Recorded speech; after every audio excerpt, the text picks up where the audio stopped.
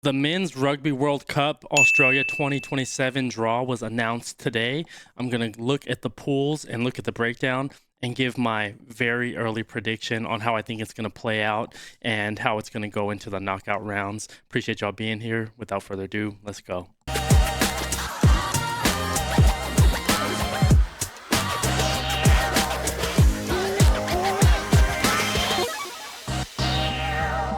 On the website rugbyworldcup.com, we're looking at this pool breakdown. We'll just go each of the pools, and in the comments below, I would love to know your prediction on how these pools are going to play out from your perspective, and who do you think is going to win the entire World Cup? For me, it's still a little bit early to judge, as we're about a year and a half out from that taking place, but I think the pools are going to play out, and we'll just go through them bit by bit, but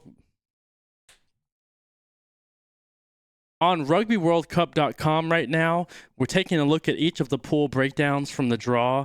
And in the comments below, I would love to know your prediction on how you think these pools are going to play out, who's going to be the winner and runner-up. And hey, if you're willing to take the shot, who do you think is going to win the World Cup? It's a little bit too early for me to judge at this moment because we're a year and a half out, but it's going to be fun to see how this all plays out looking back here when the World Cup ends and all that. But going through the pools, looking at Pool A, we have New Zealand, Australia, Chile, and Hong Kong, China.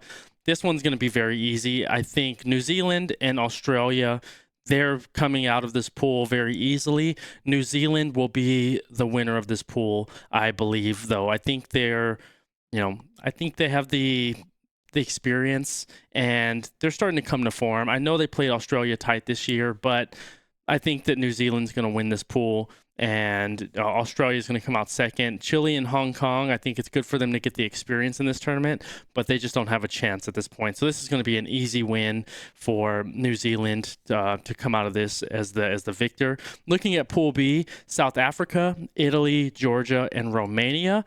This one, South Africa wins Pool B for me, but I have Georgia coming is the runner-up for me. And this is nothing against Italy. I just feel like Georgia they're a tier 2 nation, but I think Georgia has the ability to upset Italy and come out as the runner-up in this one. It's going to be very interesting to see. It's a toss-up for me because I love the way that Italy's been putting together their side lately. They did exceptionally well in Six Nations this year. They've had some great test matches, but I feel that Georgia can really upset Italy and come out of this one as the runner-up. And that's my upset pick of the tournament, or of this pool right here. And I would love to know your thoughts on this one. Italy is definitely a more developed side, but Georgia is a team that can't be overlooked. And they're also talked about as being put in, I don't know how valid this is, but just from conversations I've been seeing, that Georgia is a team that is talking about being put in Six Nations, and that's just from fan speculation and things. But I feel that Georgia is a strong side, and I feel that they're going to be the runner-up. So I have South Africa and Georgia exiting Pool B as my early predictions, and I can change it later on, but that's just what I have as far as looking at this one. But that one's probably going to be, I feel like, just from the two that we've looked at, this may be the most competitive pool that we have for teams with the potential to exit. South Africa is definitely going to make it out of there, but with the other two, Italy and Georgia, Romania doesn't really have a chance. I feel they're good, but I don't think they have. They're better than Italy or Georgia at this point, and so this one is pretty competitive for me. Pool C: Argentina, Fiji, Spain, and Canada. Argentina and Fiji. I think Argentina's going to win Pool C. Fiji's going to be the runner-up. And then, Spain and Canada, I just don't feel like they have, especially on this side, I don't think they have a strong enough side and squad to really exit or give Fiji or Argentina any competition in this one.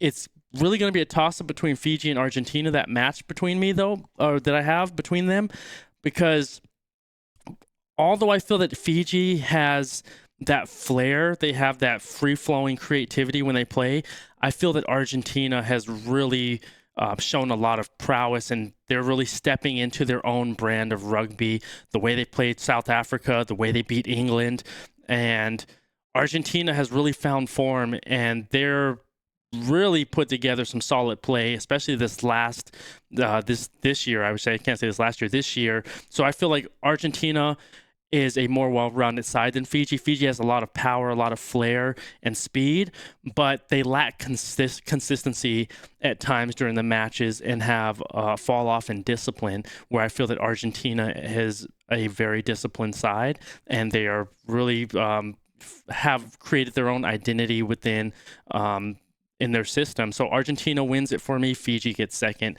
and that's how Pool C is going to play out in my mind, at least as I sit here today. Pool D, Ireland, Scotland, Uruguay, and Portugal. Ireland and Scotland both get out of this one, and Ireland wins Pool D. And let's see if they can break that curse of, what is it, only being able to, or make it to the quarterfinals, I believe. Correct me if I'm wrong, but I feel like Ireland wins this one. Scotland comes in second as the runner-up, but we'll see if Ireland's able to break their curse in the World Cup in 2027. Looking at Pool E, France, Japan, USA, and Samoa.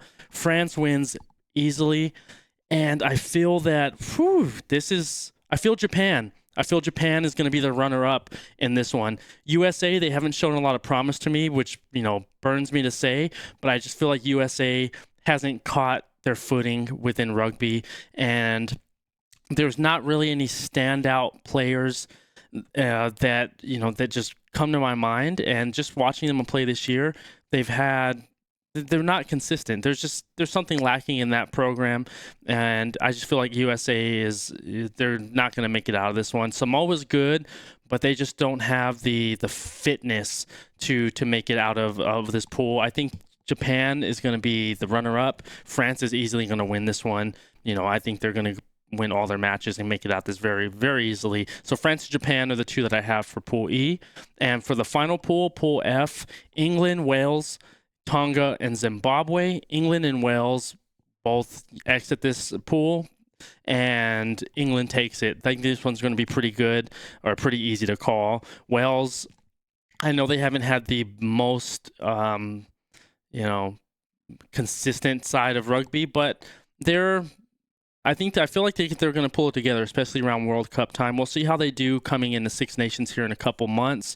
And with the addition of having LRZ, Louis Rees-Zammit, back in the lineup, I feel that was a missing piece that they needed, and an experience that they needed, because watching him play in the club matches this year, talking about Zammit, and watching how Wales has, performed with him, I think that was sort of a spark, an engine, and a player that they needed to ignite that nation and really bring in some consistency, and just also that star quality player that they have to really round out their lineup. And so it's been cool to see LRZ back in the lineup, and this one's going to be easy for England to win for sure. But I feel like Wales is going to start picking things up as we roll into this 2026 season, and hopefully they can start building up more wins because they went on a huge losing streak this past year or two. But I feel like, depending how their Six Nations plays out this year, and if they're able to perform well and get that cohesion in that nation, I know there's a lot of turmoil, especially on the club side of Welsh rugby at this moment. But we'll see how that all plays out. England wins, Wales gets second, and Tonga and Zimbabwe, salute to them for making it, but they don't have a chance in Pool F. So to me, looking at this, I feel that Pool B is going to be the most competitive pool of them all, with at least three of these nations, between South Africa, Italy, and Georgia. The toss-up for me is going to be between Italy and Georgia. I say Georgia comes out on top, but that's just me as I'm sitting here right now, because Italy's been putting together some quality rugby over these past few years. But to me, this is going to be the most competitive bracket. Pool B, Pool A is easy. Pool C is pretty much, I think all these pools are pretty much easy to call, just from my perspective. So just as a recap, New Zealand wins it, Australia second, South Africa wins Pool B. I have Georgia coming runner-up. Pool C, Argentina wins, Fiji is the runner-up. D, Ireland wins, Scotland runner-up. Pool E, France is the winner. Japan is the runner-up, and Pool F, England wins, and Wales is the runner-up, and it just plays out. Let's just, I have to think about how this plays in the knockout round, but just looking at how the rounds play out, it's gonna be very interesting. It's gonna, I'm really excited to see how this 2027 turns out, and hopefully I can be there live to experience this in person in Australia and make it to these matches, but we'll see how life plays itself out. But those are my initial thoughts, Qrew. I would love to know your thoughts in the comments below. And it's exciting to get back into the swing of World Cup rugby. This will be my first men's World Cup that I get to experience live. And I'm really looking forward to it, and it's cool to see how the draw played out today. And I just would love to know your thoughts on this. Those are my predictions, Qrew. Those early predictions. We're a year and a half out from this happening, as the draw just happened today. And I do not have a final winner at this point of who I think is going to win the entire thing. I think it's going to start playing itself out, and I'll get a little bit more clarity as next season progresses in 26. But I would love to hear your thoughts in the comments below. And overall, I just feel like the draw selection is very easy, coming out of just from the eye test of seeing how these pools are going to play out. I think it's going to be very easy to predict just from what we have.